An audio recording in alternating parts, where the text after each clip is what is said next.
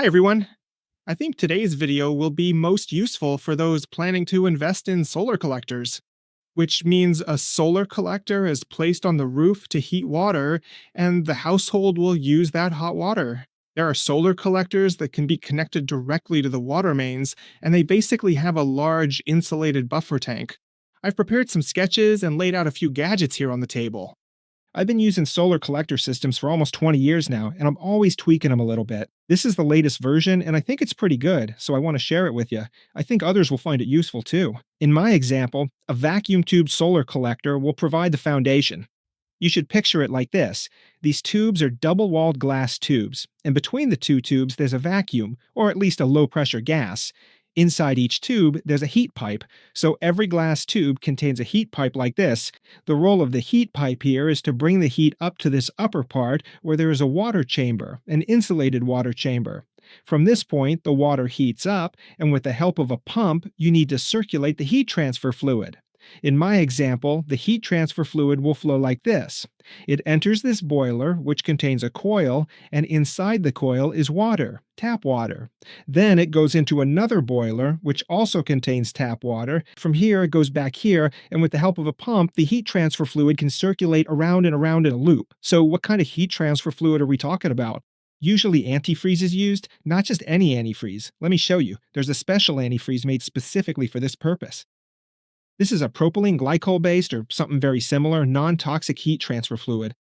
You must not use windshield washer fluid or automotive coolant in the system, because those are toxic. Of course, this expansion tank needs to be at the highest point, so not like in my drawing where it's below the boiler, but it should be installed in a place that's ideally the highest point of the system. This is where you can fill up the whole system. Now just imagine, when you build this system, there will be a lot of air in the pipes, even though you try to fill it somehow. But if you have an expansion tank and there's a small pump under the expansion tank, it can fill the system very quickly. What you need to do is install a valve here. This is a second pump. You have to close the valve, turn on this pump, and that way this pump can't push the fluid in this direction, so it starts circulating here on its own. It won't happen since the valve is closed.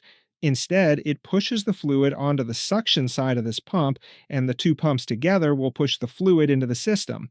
If there's a bubble in the system, specifically air, it will escape in this direction, and there will be some bubbling here in the fluid for a while. Once the bubbling stops, you need to open this valve, then turn off this pump, and from that point on, the system's ready for operation. If everything goes well and the seals are good, then it won't get air in the system. You won't need this pump, except when you're changing the fluid in the system or doing any maintenance. Then it really makes bleeding the system much easier. If this T2 temperature reaches 80 degrees, then from that point on, the circulation works so that a fan turns on, blowing air through a small cooling radiator, and from then on, cooler fluid arrives here than if this radiator and fan were not running. So this is a vacation home function. When the family goes on vacation, it's not worth letting the fluid in the system overheat. It cools the whole system back down to 80 degrees. So when the family returns from vacation, the water in both boilers will be at a maximum temperature 80 degrees. So that's how it works here, but I also have some practical tips that are worth following. The thing is, if you only had this setup, you might not always have hot water, since there are winters, cloudy days, and so on. That's why it's a good idea to install a third boiler, one that has a heating coil inside. The cold water comes in here, gets heated up in this boiler, and also in this other boiler. If anyone starts using the hot water, then the hot water flows nicely from this boiler into this other boiler. And from here, the hot water continues the flow onward. So the purpose of this is that if there are days when there isn't enough sunshine, then the electric heating element makes up for the missing amount of heat that's needed to make showering. Someone might say that this third boiler is completely unnecessary, but I actually think it's useful because you can put this coil into this boiler as well. And in fact, it's also a good solution to have just a single boiler with both a coil and a heating element. However, there are situations where it's really handy to have the two separated. For example, if you have a dishwasher and a washing machine, you can run these appliances from this boiler. Usually, these have a thermostat, meaning the washing machine and the dishwasher, And if they get hot water from the start, then they won't heat it electrically, so they won't waste electricity unnecessarily. Instead, those appliances will also run on this hot water. But there are times when there isn't enough sunshine, but you still want to take a bath. And if the dishwasher and washing machine use up all the hot water, then there won't be any left for a bath in the evening. From the moment you have a separate unit, this problem is eliminated. There will always hot water for bathing in the evening. And if the sun shines enough so there's plenty of sunlight, then from that point on, the appliances like the dishwasher and the washing machine can also use this hot water. Installing a mixing valve before the dishwasher and washing machine blends in cold water so you can set it to 50 degrees Celsius.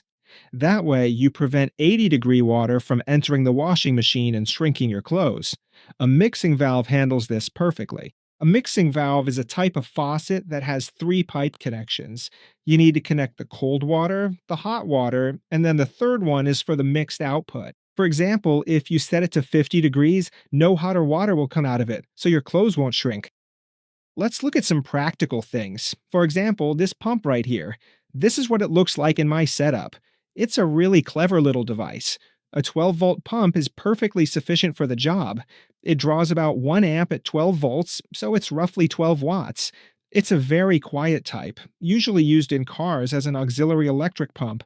They usually use a specialized clamp like this, or perhaps a wrench fitting like this one, to connect the underfloor heating pipes, specifically the 5-layer plastic pipes.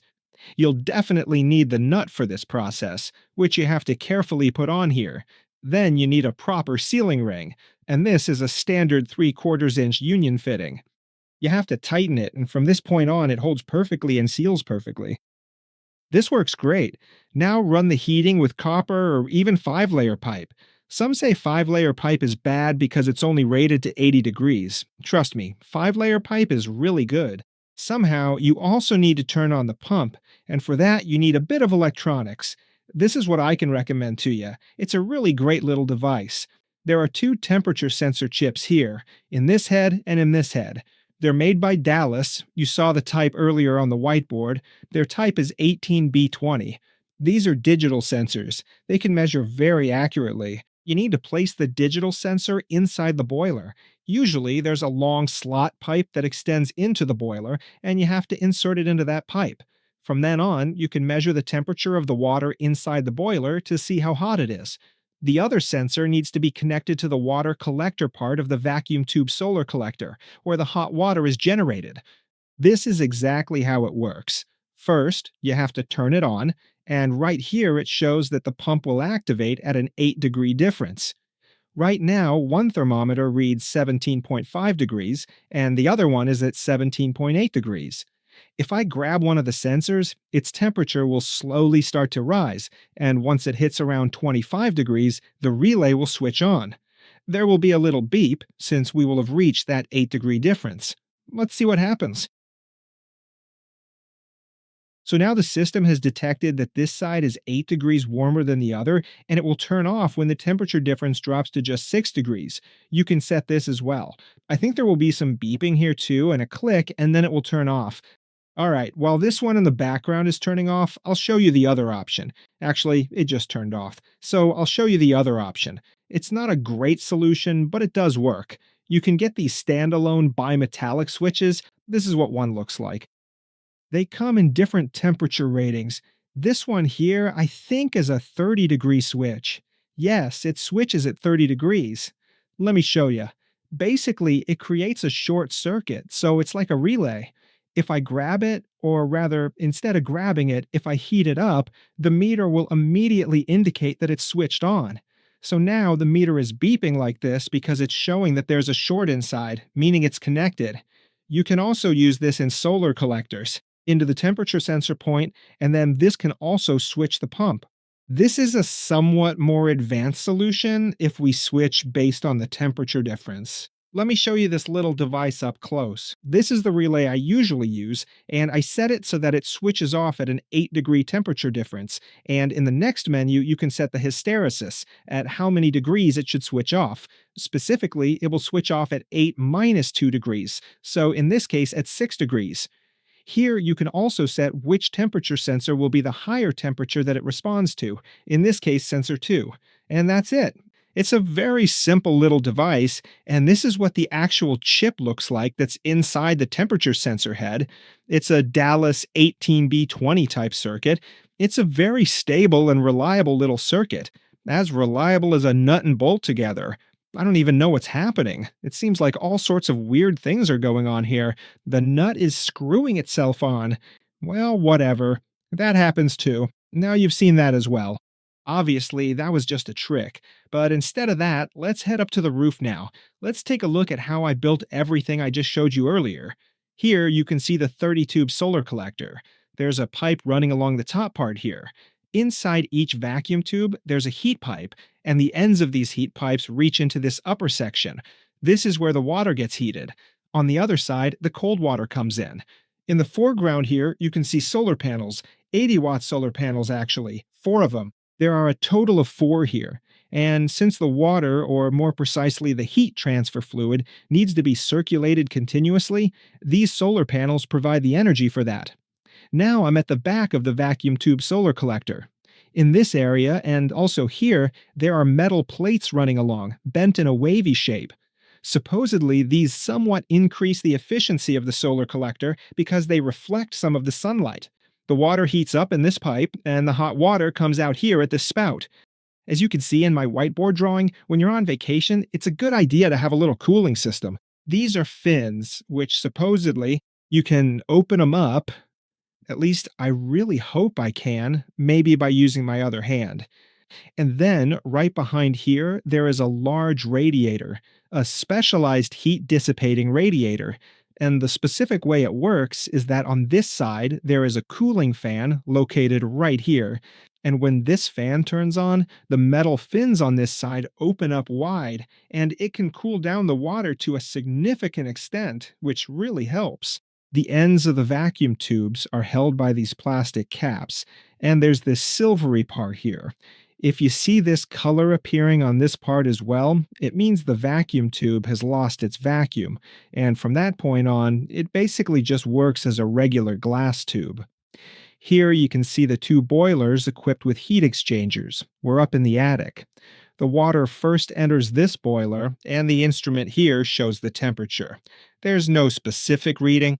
It's just an estimate, which is about 50 to 55 degrees Celsius, by the way. The other boiler has a similar temperature gauge, or more precisely, a similar temperature. This is a Domotter toilet tank, which was used to make the expansion tank.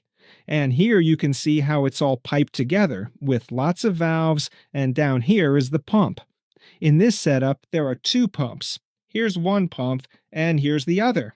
Each of the 2 pumps has a check valve on its discharge line, so if either pump stops, the water won't just circulate in a loop here. Instead, it will still reach the solar collector through this branch, and then the cooled water from the boiler will return through this other branch. This 2-pump setup is foolproof. If either pump breaks down, nothing bad happens. There's plenty of time to replace it. You just need to close this valve, and then you can remove the pump. Everything keeps working in the meantime, and the system is perfect again. This way, you can basically prevent those problems that come from the pump stopping and the floor heating overheating because of it. It's a good idea to add an air vent option to the upper fittings of the heat exchangers in the boilers. I solved this with these 2 valves, this one, and a pipe connects here. At the end of the pipe, there's just a cap. It's not sealed off. During filling, you can easily let the air out if any accumulates here. This pump makes filling the system much easier because during the filling process, some air will definitely remain in the pipes, and if that air is in the suction side of the pump, it can basically stop the circulation. Here, there definitely won't be any air in the suction side of the pump. These aren't particularly powerful pumps. They can only generate about 1/10 of a bar of overpressure, so that's not a lot. So these are capable of pushing the air out of the piping system, and once there's liquid in every pipe here, and from that point on, the fluid circulates smoothly without any bubbles. And then there's a 3rd boiler here as well, this one. This is electrically heated, and into this boiler comes the water from the 2 heat exchanger boilers. This one and over there, maybe you can see the 2nd boiler behind the rafter, the hot water. So if the water in these boilers is, say, 50 degrees Celsius and the target is 70 degrees, then the electric heating element in the boiler heats the water from 50 to 70 degrees.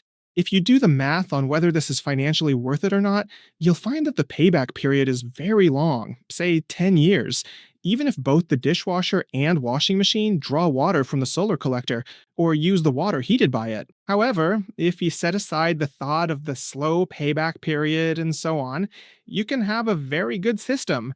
And hopefully, it'll bring you joy every day, knowing you didn't use electricity or the gas network to heat water at home. I hope all this was useful and that you'll be able to apply it in practice.